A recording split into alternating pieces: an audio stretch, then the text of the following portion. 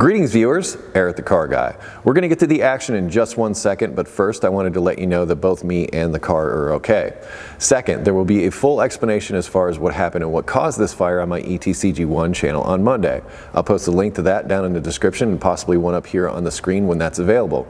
If you see no link, that video hasn't happened yet, watch ETCG1 on Monday. Aside from that, let's get to the action and watch this car burn.